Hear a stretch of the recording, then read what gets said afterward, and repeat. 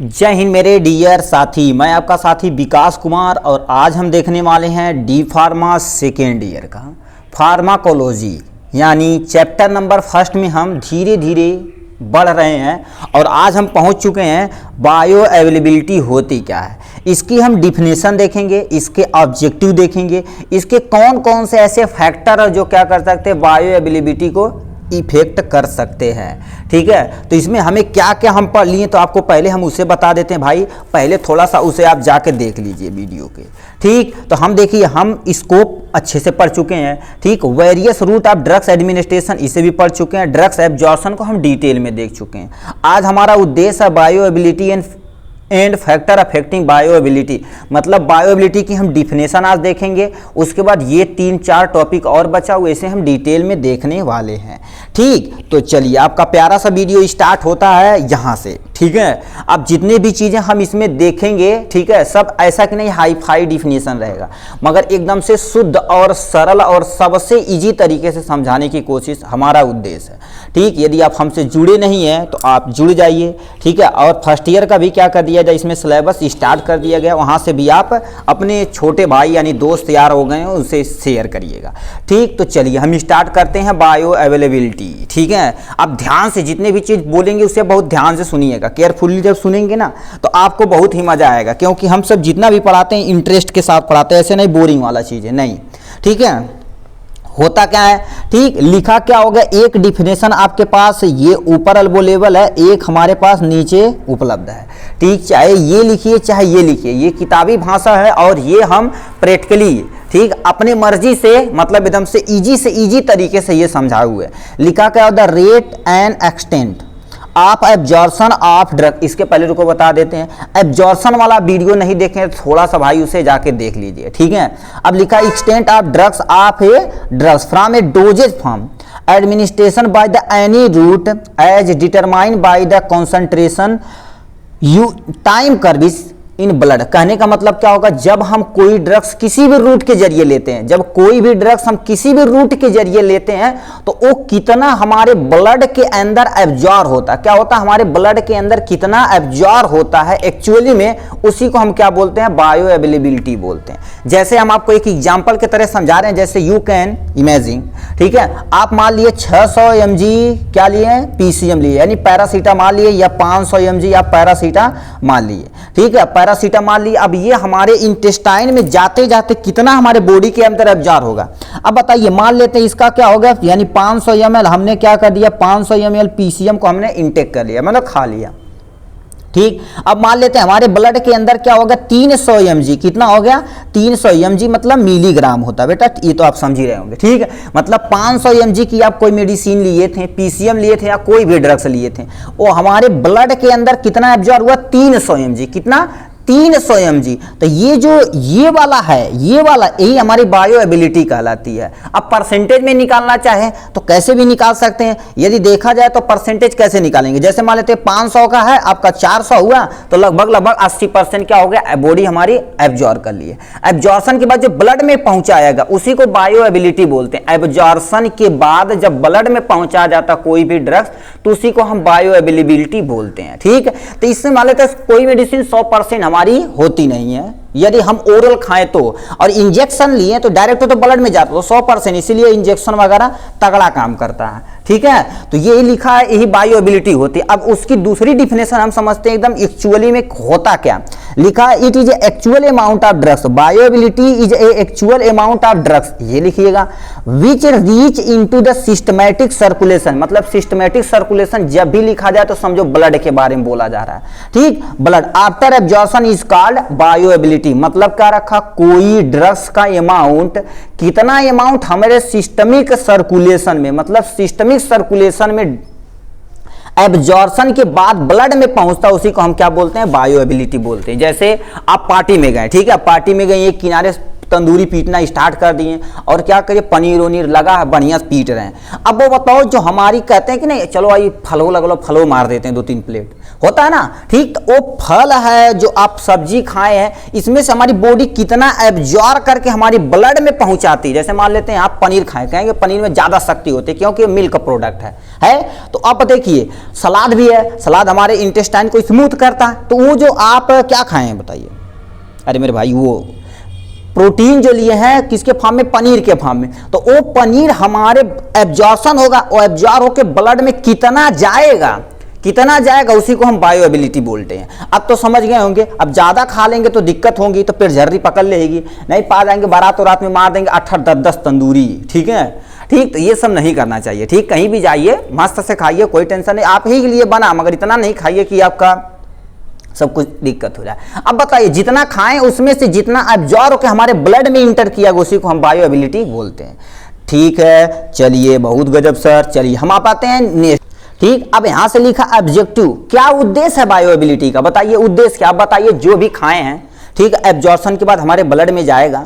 अब बताओ इसमें तो हम ड्रग्स खा रहे हैं, ड्रग्स हमारे ब्लड में जाएगा, एब्जॉर्प्शन के बाद वो टारगेट आर्गन पर पहुंचेगा। कहां पर, टारगेट आर्गन पर पहुंचेगा, तो वहां से हमारा वो वर्क कर देगा, ठीक। वो डिस्ट्रीब्यूशन जब इधर उधर जाएगा उसे हम डिस्ट्रीब्यूशन बोलते हैं, ठीक। इसका नेक्स्ट लेक्चर डिस्ट्रीब्यूशन पे ही आने वाला। अब क्या उद्देश्य है, एक्सटेंट ऑफ एब्जॉर्प्शन। अब हम जान सकते हैं कि ये अच्छा चलो इतनी मेडिसिन खाता है, ठीक है, इतनी, जैसे नार्कोटिक टेस्ट होता है ना, तो वो क्या होता है, कितना भी दिन के बाद आप यदि खा लिए हैं तो हमारे ब्लड के अंदर वो प्रेजेंट रहता है। तो हमारी बायोएबिलिटी ब्लड के अंदर जो प्रेजेंट है, जैसे नार्कोटिक मेडिसिन कोई लिया, ठीक, वो हमारे ब्लड के अंदर एब्जॉर्ब होके जाएगी, उससे कितना एब्जॉर्प्शन उसके ब्लड के अंदर हुआ उसे हम जांच सकते हैं, ठीक। जैसे मान लेते कोई जहर खा गया, ठीक है, कोई जहर खा लिया कोई पर्सन, तो वो जहर उसके ब्लड के अंदर एब्जॉर्ब होके कितना अमाउंट में प्रेजेंट है, ठीक, कितना अमाउंट में प्रेजेंट है, उसीलिए हम क्या होता है बायोएबिलिटी बोलते हैं। तो एक्सटेंट ऑफ एब्जॉर्प्शन यानी बताता है कि कितना आप लिए हैं। रेट ऑफ एब्जॉर्प्शन मतलब कोई मेडिसिन कितना स्पीड से, क्या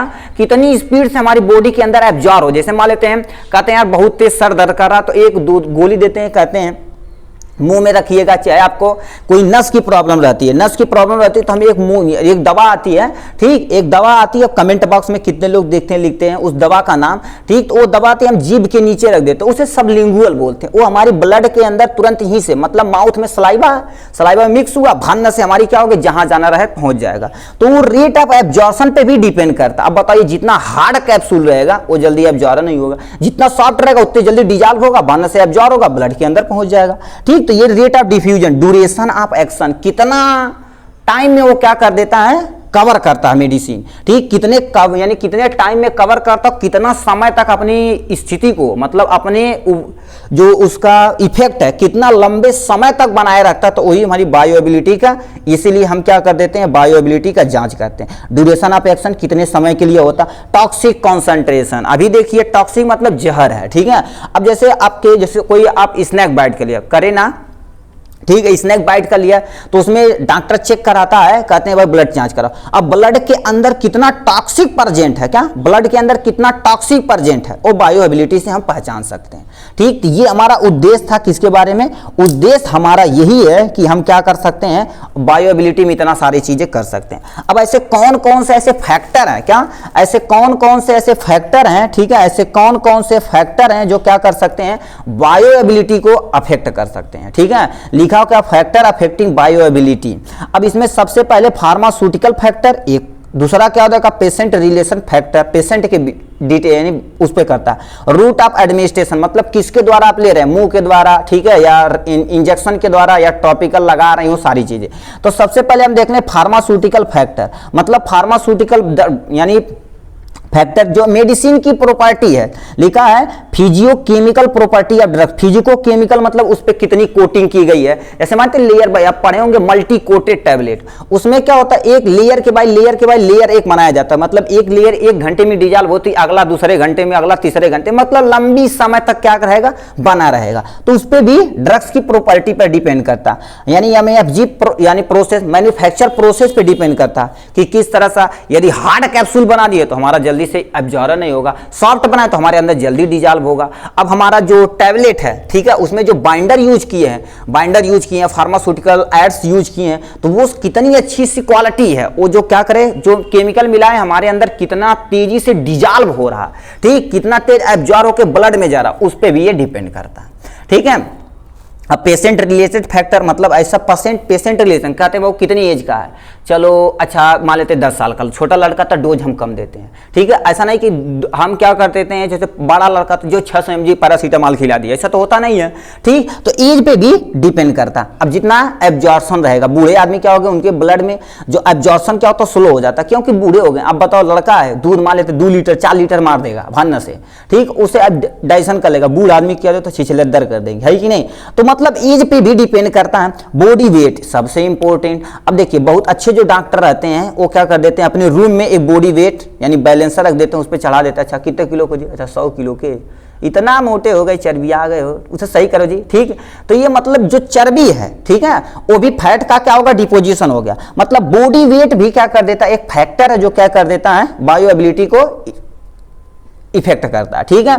तो ये बॉडी वेट पे है, ठीक है। मसल बनाइए, फैट नहीं, चर्बी वगैरह नहीं, ठीक है। मसल इंक्रीज कराइए मस्त से एकदम से, ठीक है, ठीक। अब बॉडी वेट पे भी डिपेंड करता है, ठीक, कितना। अब देखो उस पे लिखा रहता कि अब जैसे कोई वो वेटनरी की मेडिसिन लीजिए तो उस पे लिखा रहता कि यदि यानी 50 किलो का पशु है तो इतना डोज, 100 किलो का पशु इतना, वो सब डोजेज लिखा रहता, वो सब भी इस पे लिखा रहता। मगर हम सब मेडिसिन पे नहीं लिखा, और डॉक्टर प्रिस्क्राइब कर देता, आधा गोली 1 गोली और फार्मासिस्ट दे देते, ठीक। फूड, ठीक, अब किस तरह का फूड आप खा रहे हैं उस पर भी डिपेंड करता है। डिजीज कंडीशन, ये भी बायोएबिलिटी पे डिपेंड करता है। डिजीज कंडीशन मान लेते हायर डिजीज, अब लो कॉन्सेंट्रेशन मेडिसिन दे रहे हैं तो क्या करें, काम नहीं करेगा, ठीक। तो ये सब पे भी इफेक्ट करता है। रूट ऑफ एडमिनिस्ट्रेशन मतलब किस रूट के द्वारा क्या कर देते हैं, किस रूट के द्वारा मेडिसिन इनटेक कर रहे हैं। जैसे सबसे पहले देखो कितने लोग मुंह से खा लेते हैं, यदि नहीं सब कॉन्सुएट पर्सन है, मान लेते बेहोशी में पर्सन है तो क्या कर देते हैं उसे इंजेक्शन लगा दिया जाता है, ठीक। तो सबसे मोस्ट इंपोर्टेंट काम करने वाला पेरेंटल है, बहुत तगड़ा काम करने वाला। जैसे ट्रामा सेंटर हुआ, अब बताइए लड़ गया, ब्लड बह रहा तो भाई हेलो है टैबलेट खिलाओ जी, अभी बंद हो जाएगा। तो टैबलेट को 10 मिनट में करेगा काम, तब तक उसका ब्लड जितना लॉस हो जाएगा, दर्द से करा के मर जाएगा।